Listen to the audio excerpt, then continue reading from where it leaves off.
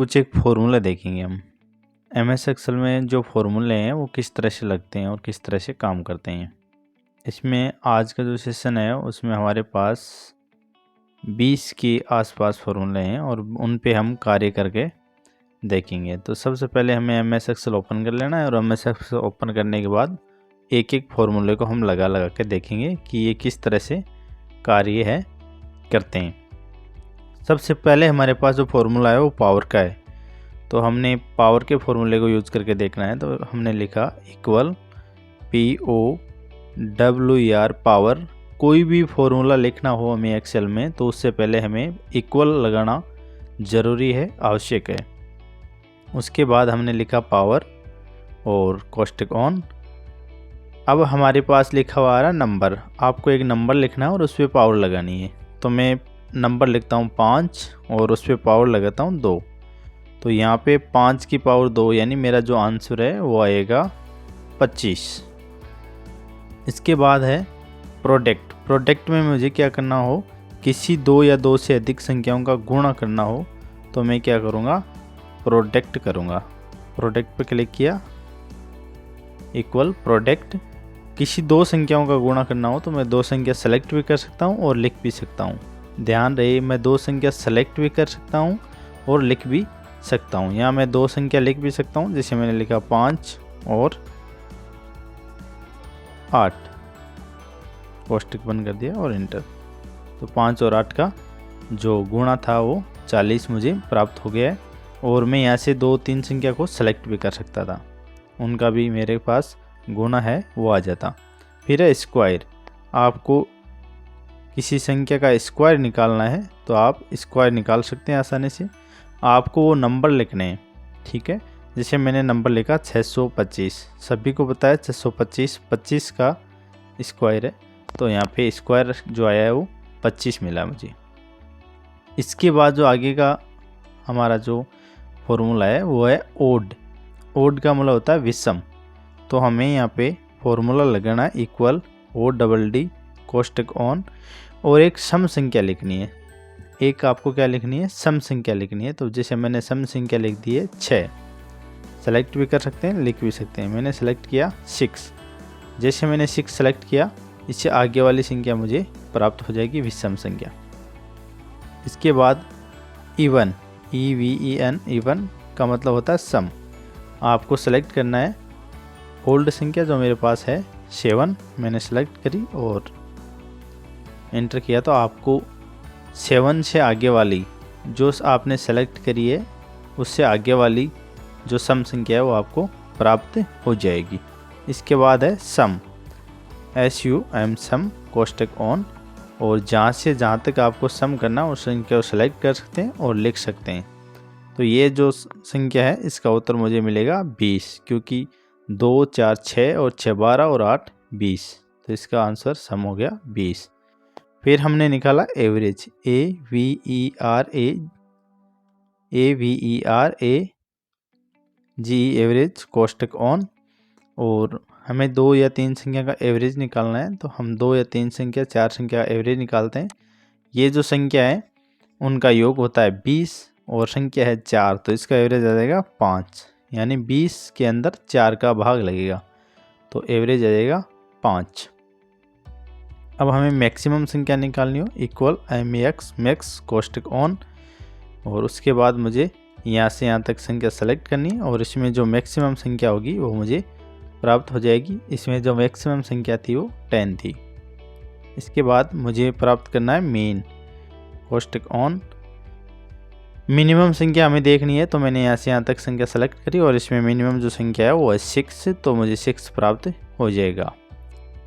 ABS एक अच्छा formula है। ABS से क्या होता है, आपकी कोई भी संख्या है जो माइनस में है और उसको आप प्लस में करना चाहते हो तो आप यहाँ पे प्लस में कर सकते हो।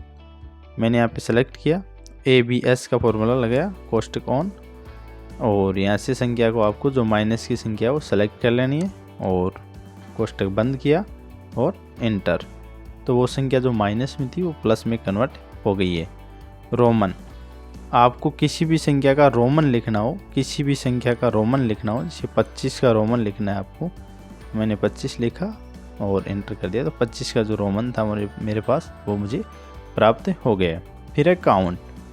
काउंट में आप कॉलम में लिखी हुई संख्या काउंट कर सकते हैं। जैसे मैंने यहाँ पे कुछ सेलेक्ट किया है, यहाँ पे मैंने 4 सेल सेलेक्ट करी है। 4 सेल में से एक में अंक लिखा हुआ है, 2 खाली हैं और एक में अक्षर लिखा हुआ है।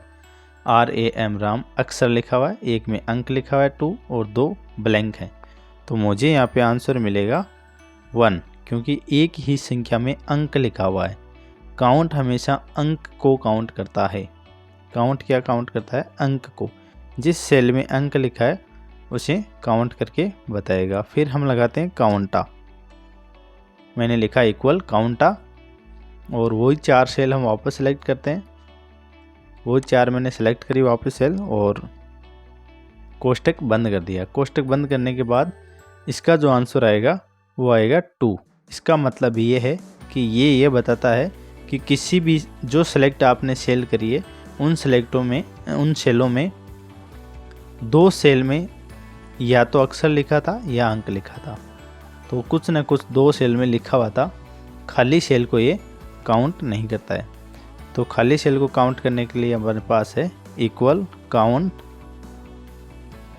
COUNT काउंट BLAN के ब्लैंक कोष्टकोण। ये हमारी खाली है जो सेल हैं उनको काउंट करने का कार्य करता है। जैसे मैंने इनको सेलेक्ट किया तो वही सेल हमने 4 सेलेक्ट करी है। इसमें से 2 में अक्षर लिखे हुए हैं और 2 में नहीं लिखे हुए। तो ये काउंट करके बताएगा आपको काउंट ब्लैंक। काउंट ब्लैंक हमको काउंट करके बताता है कि यहाँ पे खाली सेल कितनी है। यहाँ पे खाली सेल जो 6 बता रहा है वो ये मर्ज के रूप में बता रहा है। आप एक बार दोबारा से सेलेक्ट करें हैं, जो इधर से हैं इनको खाली को सेलेक्ट करें। जैसे मैंने ये खाली 4 सेल सेलेक्ट करी है और यहाँ पे क्लिक करें तो यहाँ पे 4 सेल आ गई। यहाँ पे कुछ सेलें मर्ज हैं तो हमें इसका पता नहीं चल रहा। इसके बाद यहाँ पे मोड हमें क्या करता है? मोड का फुल फॉर्म होता है मॉडुलर। मॉडुलर का मतलब होता है शेषफल। यहाँ पे हम लगाते हैं MOD मोड और कोष्टक ऑन। हमें कोई संख्या लिखनी है। जैसे मैंने लिख दिया है 35/6। 6 का भाग मैं 35 में दूंगा तो शेषफल कितने मिलेंगे मुझे? शेषफल मिलेंगे 5। आपको शेषफल ज्ञात करना हो तो मॉडुलर का प्रयोग करते हैं। इसके बाद है शीलिंग। शीलिंग का हम प्रयोग कब करते हैं? शीलिंग का प्रयोग हम किसी भी संख्या के निकटतम संख्या निकालने के लिए किया जाता है। भागफल के निकटतम संख्या निकालने के लिए किया जाता है। जैसे मैंने 35.156 लिखा है और इसके बाद मैं देखता हूँ कि ये 5 का जो गुणज है उसके निकटतम कौन सी वैल्यू आई। तो इसमें मैंने क्लिक किया। इसकी जो उच्चतम वैल्यू थी वो 40 थी। यानी 35 पॉइंट जो भी मैंने संख्या लिखी है उससे आगे वाला 5 का गुणज कौन सा है, निकटतम गुणज कौन सा है, अपर गुणज कौन सा है। तो इसका अपर गुणज था 40। इसके बाद है फ्लोर। इससे आपको निम्नतम गुणज का पता चलेगा। मैंने वही संख्या दोबारा लिखी है यहाँ, (5). तो 35 के न्यूनतम 5 का गुणक कौन सा है? तो 35 ही होगा। और उच्चतम कौन सा था? 40 था। यहाँ पे हम राउंड निकालते हैं, ROUND राउंड, कोष्टक ऑन। अब इससे पहले हमारे पास कुछ एक संख्या होनी चाहिए जो कि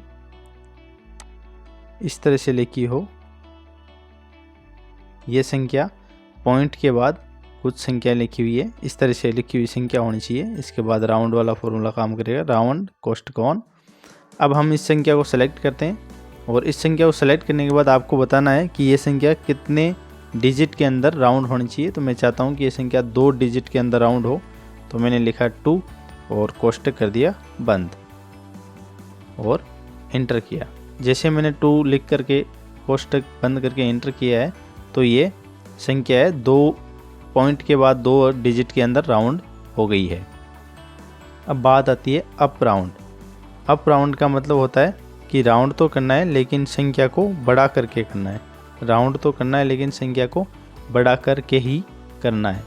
तो मुझे ये जो संख्या है वो इस तरह से लिखनी होगी 6.242546 जो भी लिखा है।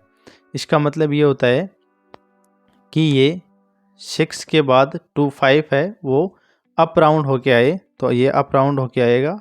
मैंने लिखा राउंड अप कोष्टक ऑन और ये संख्या मैंने सेलेक्ट करी है। अब की बार ध्यान रहे 5 के बाद 6 नहीं है, 5 के बाद 4 है। तो ये जो नॉर्मल राउंड में इसका करता तो ये 6.25 आते, जबकि इसमें अप राउंड कर रहा हूँ मैं। और मैंने इस संख्या को सेलेक्ट किया। सेलेक्ट करने के बाद कोमा और मैंने लिखा 2 डिजिट और इसको कर दिया बंद और इंटर। तो देखो ये 25 आना चाहिए था लेकिन 26 है। 26 आने का रीज़न ये है कि मैंने अप राउंड किया था, क्योंकि 5 के बाद 4 है तो इसलिए यहाँ पे जो संख्या आनी थी वो 5 आनी थी लेकिन 6 आई है, ये अप राउंड के वजह से आई है। यहाँ पे हम डाउन राउंड करते हैं। मैंने लिखा इक्वल ROUND राउंड और डाउन, तो मैंने डाउन राउंड लिखा कोष्टक ऑन और वही संख्या मैंने सेलेक्ट करी है और क्लिक किया है और इंटर। वो संख्या सेलेक्ट करिए और सेलेक्ट करने के बाद हमें बताना है कि कितने संख्या में इसको राउंड करना है। तो मैंने लिखा है कोमा 2 और इंटर। तो देखो अब की बार जो है 25 ही आया है। तो इस तरह से हमने ये कुछ एक फॉर्मूले हैं जिनको पढ़ा है। आशा करता हूँ कि आपको ये वीडियो समझ में आया होगा और उपयोगी रहा होगा।